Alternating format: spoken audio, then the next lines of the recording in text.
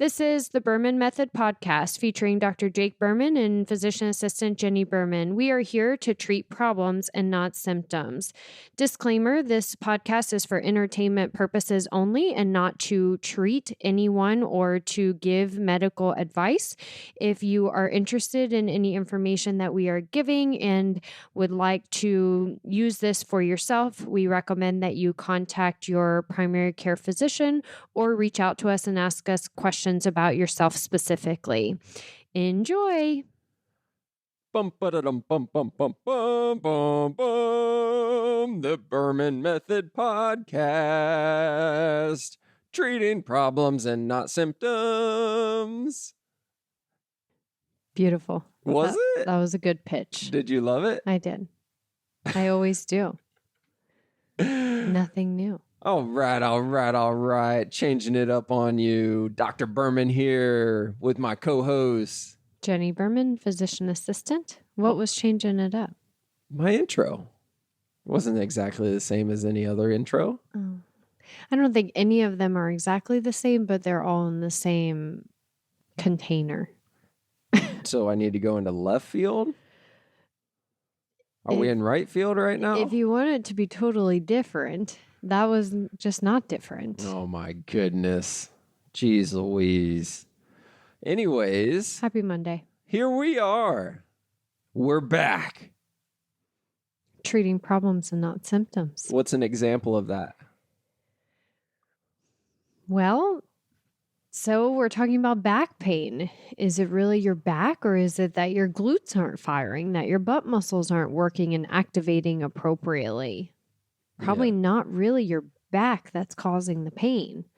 So what's the problem? What's really causing this? Not that herniated disc, that degeneration, or bone on bone. It's something else.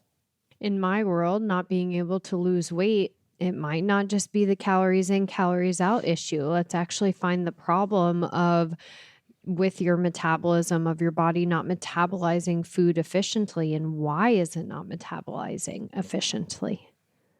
Yeah, cholesterol. Your cholesterol's high.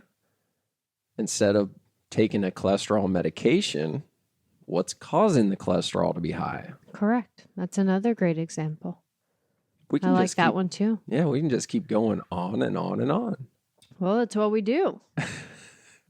It's actually one of the things that we wanted to talk about today is bringing back some more explicit examples on who you're taking advice from and letting that advice radically change the direction of your life. Right. So give me an example. Just this past weekend, talking with another friend about his back issues, and this is a guy that used to be a multi triathlete and back-to-back Ironmans, or I'm not sure if I'm saying the language right, but this guy was just active, insanely active. Back started bothering him and went down the corporate medicine rabbit hole. Went to the first orthopedic surgeon. Yeah, you got to have surgery. You got to give up your sport. Goes to the second one, same thing. Surgery or give up your sport. Third one, surgery or give up your sport. There's nothing that you can do to keep doing your sport. So you either have surgery or you quit doing your sport. So he ultimately quits running, quits Ironmanning, quits triathleting, and doesn't do anything now. So we went from exercising 5 to 7 days a week, hours at a time, to not doing any exercise. And that was his outlet, probably, was being able to exercise. And now he's being told he can't. So nothing. How does that affect your quality of life? The thing that blows my mind, though, is I didn't know any of this history at all. And I've known this guy for a few years now. We're not close friends, but we're in the same friend group. So we see each other occasionally when we go to the same place on the beach and different social events. We see each other occasionally. And I would never, ever, ever look at this guy and say he's got back issues. Right. Just by the way he moves, walks. Yes. He's very agile. Active, active, not fragile at all. There's nothing about this guy that is guarded. And when he told me that, I was kind of looking at him in disbelief going, really? They told you that your back is so shot that you can't get back to doing the things that you love to do? Mm-hmm. And this is a perfect example of you've got to be careful who you are taking advice from. This particular gentleman is taking advice from world-renowned orthopedic surgeons who specialize in surgery. Right. Right. They do not specialize in getting you back to functionality. Right. Rehabilitation, regenerative, getting muscles working. It's not their specialty. It's so important to realize this. And again, I am not foo-fooing or crapping on orthopedic surgeons or doctors of any sort. I'm just saying they are experts at performing surgery. I'm not. I'm not an expert at performing surgery. I'm an expert at helping you avoid surgery or recover from surgery. So I'd never, ever, ever try to give you advice on surgery. Right. And not to say that there wasn't something occurring that could have been surgical, but was there something that could be done to at least allow him to be able to go out for a short run, to be able to get on a bike, to be able to go swim, to do some sort of activity that he likes doing, even if it's not doing a full triathlon or a full Ironman? I love it. Love it, love it, love it. Because exactly what you just said made me really think about the details of it when we're having this conversation. And I'm going, here's the reason why you get this diagnosis and let it change the course of your life is you've got these pictures, these x-rays and MRIs that say this is what's going on with your spine. It's not good at all. It's disgusting. It's ugly. It's surgical. There's no recovery from this. So you've got these pictures that say this. Then you've got some cookie cutter physical therapist that's asking you to do things that are way too advanced for the level that you should be at. So if you go with a simple level of 0 to 10, and this translates across everything. This translates into your world, Jenny. This translates into everything. Everything is scaled on 0 to 10, meaning that a squat, if 0 is the easiest thing or nothing at all, 1 is the easiest thing, and 10 out of 10 is the hardest thing to do 100% correctly, what would you, Jenny, rate a squat? A 9. It is. A Really? simple squat that personal trainers are taking people through all day, every day in the gym, and people are doing on their own, and people are putting weight on their back and doing squats. This is a level 9 out of 10 to do it perfectly, and yet we're just doing it. Right, right. And that's where the pain comes in, is from doing these things incorrectly. And so then you have an MRI that shows you have a bulging disc and you're having pain when you do these exercises, then certainly have surgery. Exactly. Running. What would you scale that at? 0 to 10? Oy, probably also a 9. I would put it at a 10 because with a squat, you get support from both legs to give you stability. Mm-hmm. With running, you're relying on one leg to give yourself stability because the definition of running is there's at least both feet in the air at one time. Right. Right? Correct. So it's challenging because then when you're on the one foot transitioning to the other foot, you have to have the push off the right form. That's where you're going. It's just hard. So here we go. We're a triathlete and we're used to running, biking, swimming, right? Mm-hmm. We get all these negative pictures that show up and say how bad the spine is. Then we go to the Cookie Cutters R Us and they have you do some BS bridges and squats and things that are level 6 or 7 on what you should be doing, which is a level 1. Can you actually activate your core and your glutes laying flat on your back, gravity minimized? Right. Like that's a level 1. And I can honestly say on this podcast right here, right now, nobody has ever come into my office on day 1 with back pain and been able to pass level 1. Well, even me or you, I can't do when it. we're flared up, we are not passing those things either. I mean, I might not pass them even when I'm not flared up, getting my left glute and my left oblique to fire the right way. It's just nuts. Right. So if nobody, and I've worked with very high level athletes, I've worked with collegiate athletes, and I've worked with weekend warriors. If none of them can pass level 1, what in the world makes you think that, okay, that's not worth my time to perfect level 1, and I'm just going to skip to level 7, 8, and 9? Right. And then you wonder why your pain's not improving, or it might get better for a week or two while you're not running or jumping doing these exercises. And then you try to go back to doing your prior routine and the pain comes right back because we actually haven't fixed a problem. Exactly. So this goes back full circle. You must be careful who you're taking advice from. Us being young professionals, I heard this a lot. I'm sure you've heard it just as much, where you should never, ever, ever take financial advice from somebody who is not better off than you are financially. Right. I mean, that makes clear sense, right? Why would I take financial advice from somebody that is not doing better than me financially? Right. Right? I'm not going to do that. Right? Right. So the same thing goes for this. You're taking advice from somebody who is an expert in surgery. Then you're going and taking advice from a cookie cutter PT who is bootstrapped strangle-held by insurance. And they can only do XYZ, and you actually need ABC. Right. Not only are they only can do XYZ based on insurance, but they also have to see multiple clients at one time to make productivity and a profit in the clinic, which is another story. But the point of that is they're seeing 3 other clients at the same time that they're seeing you, as opposed to actually being able to put an hour into you and into your exercises and your regimen of what's best for you. Exactly. Right.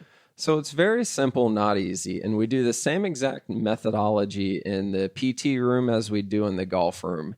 And everything's based off of a scale. Yeah, levels. You've got to master level 1 before we can go to level 2. You've got to master level 2 before we can go to level 3. You can't just go from level 1 to level 7. Like, it doesn't work.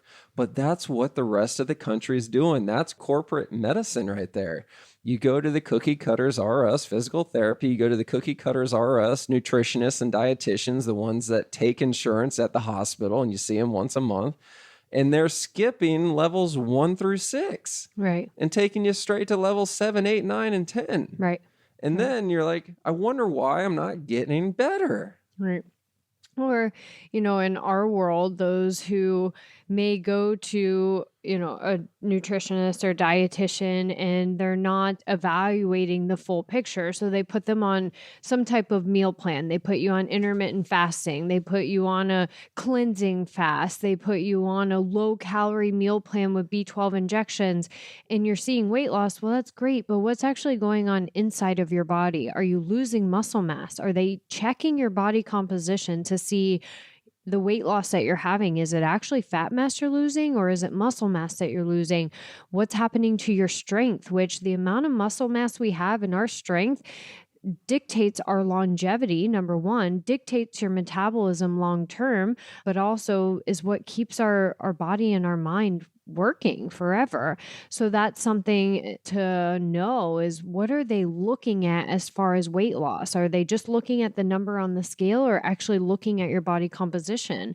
What about your blood testing? What is your blood testing looking like with the type of meal plan or the intermittent fast or the cleanse that they're putting you on?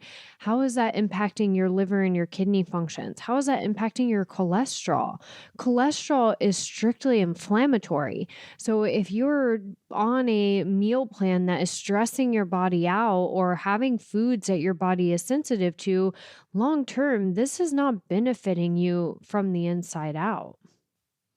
I love it. You hit the nail on the head 2 minutes ago when you said checking the numbers on the scale and making sure that we're looking at what is really happening, what's going on internally, because muscle, we all should know by now, 200 or 150 episodes into this thing that muscle weighs more than fat.